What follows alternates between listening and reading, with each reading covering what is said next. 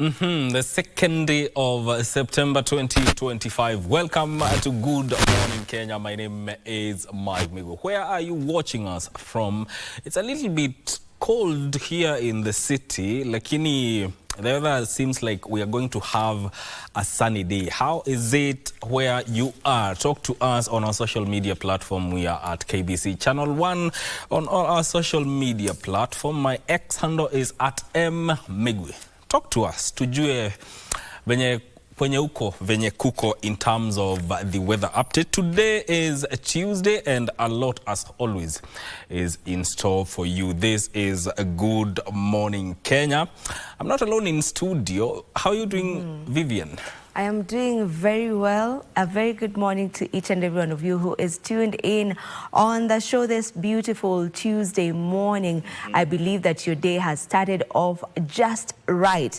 Over here, we've started off on the right foot, and we have a lot in store for you. Today being a Tuesday, we'll be talking matters health, and we are going to be communicating non-communicable diseases. These are diseases that are not transmissible from one person to the other. There are several of them, but how about we narrow it down to one for today?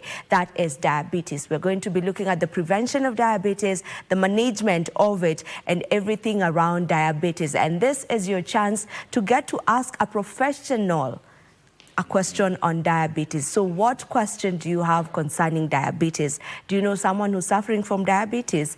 Are you yourself battling with diabetes? This is your is the place where you get to answer whichever question you may be having concerning diabetes. And then our number is 0716 103 301. 0716 103 301.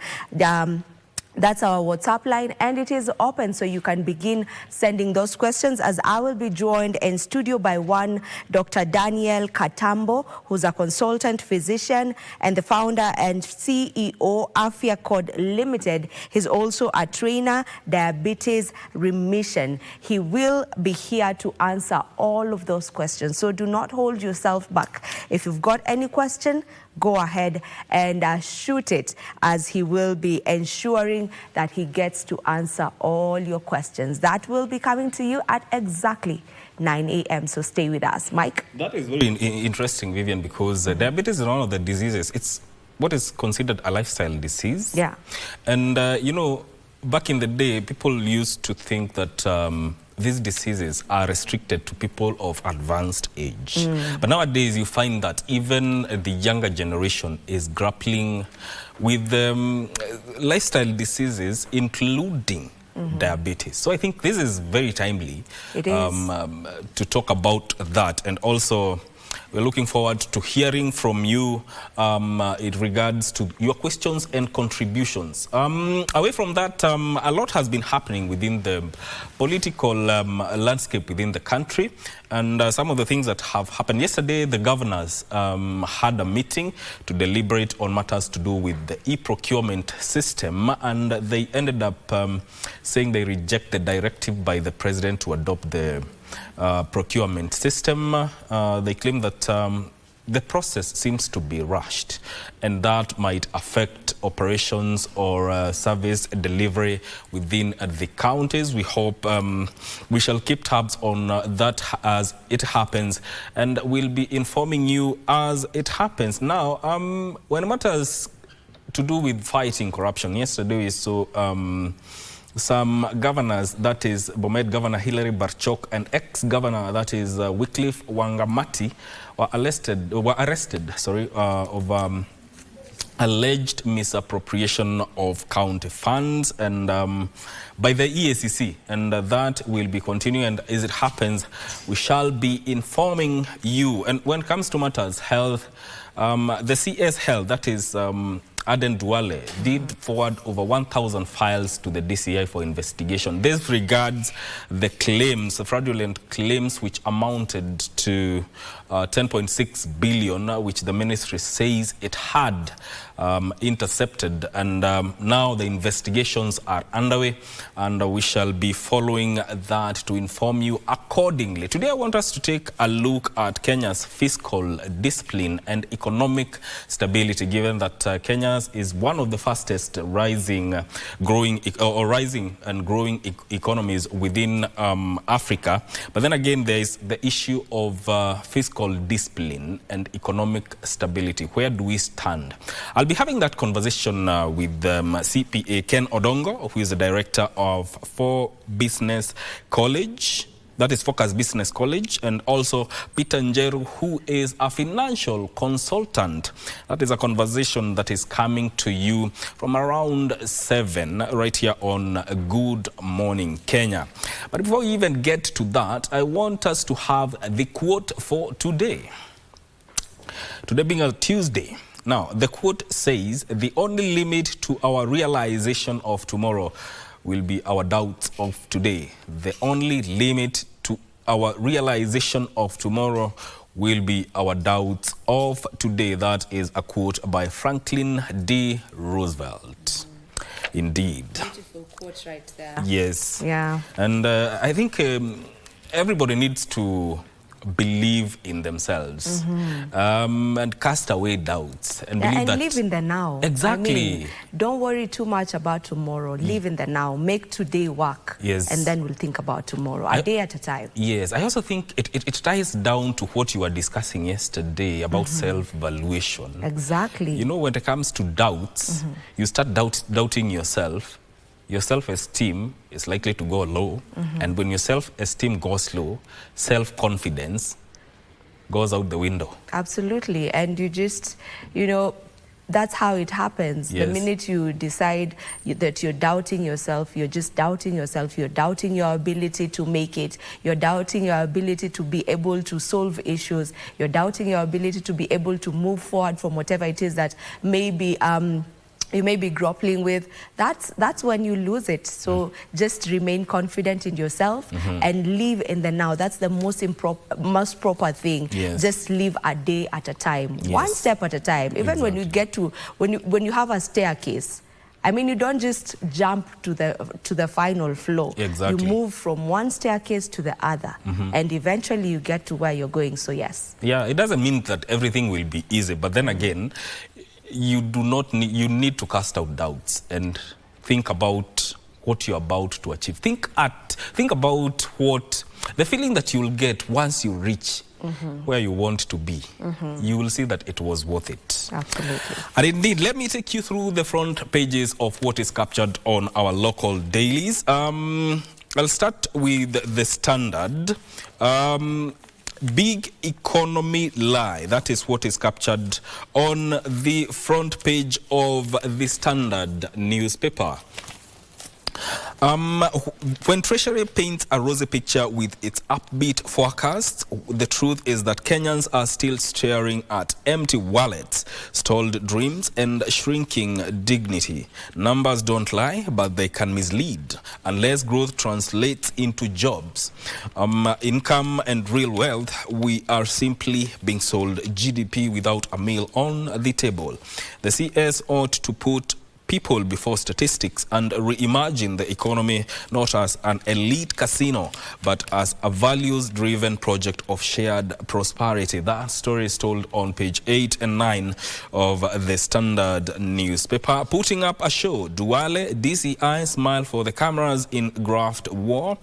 Health Cabinet Secretary Aden Duale tried to wash his hands of the SHA scandal, theatrically dumping files on the DCI before the press, but refused to take questions because of the now tired and age-old excuse that answers might, quote-unquote, jeopardize investigations. That story is told on page 2 of the Standard newspaper. It is a tough time being a parent or school head when education is reduced to political pledges, parents to cash machines, and learners to collateral to collateral. The dream of free schooling turns into an illusion and a burden for caregivers. That story is fleshed out in page 4 and 5 of the Standard newspaper. That is what is captured on the front page of the Standard newspaper. Vivian?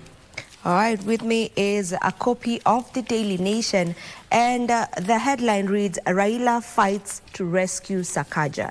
Raila fights to rescue Sakaja. Now, signaling collaboration in the broad-based government, ODM leader Raila Odinga has gone into overdrive to scuttle a plot by Nairobi County Assembly members to impeach Governor Johnson Sakaja, who was elected on a UDA ticket. Now, the game of numbers here, 41 are the number required 1/3 of the House to introduce the impeachment motion, 123 the total number of Nairobi MCAs following the death of Kariobangi North Joel Munuve in April, 87 MCAs who have signed the draft motion to impeach the governor, and 82 2/3 majority that is needed to send Sakaja to trial by Senate. And that is a story that has been fleshed out really nicely on page 4 of the Daily Nation. Still on the top page of the Daily Nation, you have governors defy Ruto to public tenders system, and that story is on page 6. Another story right here, more houses torched in Mau Narok clashes. As the story has been fleshed out on page 10. We also have a story on schools sending students home as state delays wiring funds. And there's breakdown of the 2025 capitation that is supposed to cater for 3,280,182 learners in Kenyan shillings. They have put it down in terms of the terms, expected money that should be paid per learner, and the balance that is remaining. They have properly put it down there, so if you get yourself a copy of the Daily Nation, you will be able to check that out. TikTok gives Kenyan artists new features but no pay yet. That is a story that is on page 2 of the Daily Nation, and on page 3 we have the future of fashion, how AI is dressing up Kenya's style scene. And there's a story there of how AI is dressing up Kenya's style scene. They have gotten to speak to a number of models and fashion designers from the country, and they have given their side of the story as well. One more story before we get to see what this Star has in store. UDA ODM Mal joined tickets in mini polls to avoid rivalry. President William Ruto's United Democratic Alliance and Raila Odinga's Orange Democratic Movement are considering fielding joint candidates in some of the forthcoming by-elections to avert possible fallout between the two partner parties. That is a story that is on page 8 of the Daily Nation. What's on the Star, Mike? Before I even take you to the Star, there's a story on the back page of the Standard about sports. Kenya pick up Chan 24 pieces ahead of World Cup qualifiers. Harambee Stars captain Olunga upbeat ahead of World Cup qualifiers because Kenya will face Gambia and Seychelles from September 5 at Kasarani. Harambee Stars captain Michael Olunga has backed Kenya to put up a strong fight in the upcoming 2026 FIFA World Cup qualifiers against the Gambia and Seychelles. Olunga, who will once again lead the national team's attack, said the players are motivated to give their best despite the slim chances of qualifying. Of course, we wish them the best in the upcoming matches against the Seychelles and the Gambia. Let's look at what is making headlines on the front page of the Star newspaper. State farms bleed public coffers dry. This is what is being reported on the front page of the Star newspaper. Most are insolvent after piling up massive losses.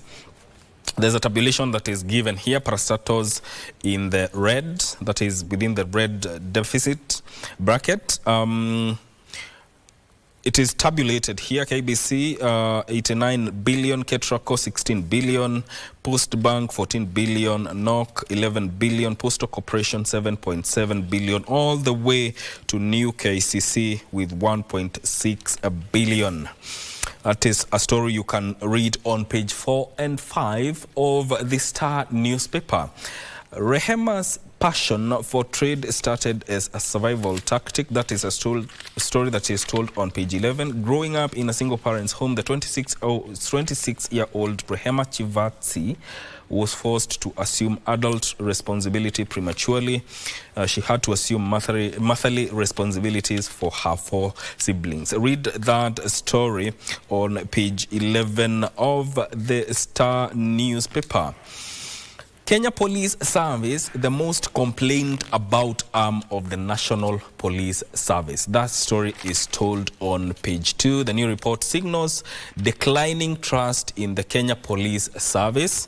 Reports highlights growing public concern over misconduct and inaction. More than 3/4 of all complaints made against the police officers in Kenya last year were directed at the Kenya Police Service. A new report has shown. Read that story on page 2 of the Star newspaper. The story about parastatals bleeding coffers dry. A report by the Auditor General has exposed alarming financial state of dozens of state corporations, especially those in the energy, agriculture and industrial sectors. The review reveals entities that are technically bankrupt and surviving solely on government bailouts and taxpayer-funded debt, casting severe doubt on their ability to continue operation. Read that story on page 4 and 5 of the Star newspaper. How supreme law has been twisted to fit political agenda. Experts say it is being twisted, bent and reinterpreted to serve partisan interests. The country's constitution, hailed as one of the most progressive documents in the region, is increasingly under siege by the custodians entrusted to defend it. Read that story on page 6 of the Star newspaper. One more story. Spotlight. Our Senate hears 19 impeachments in 12 years. Last week, senators had the impeachment motion against Governor Mutai. Rising wave of impeachments targeting governors and their deputies has shifted attention to the management of the county government and the uneasy relationship between assemblies and executive. Remember the recent impeachment motion was against Kericho Governor Eric Mutai, but he survived the motion.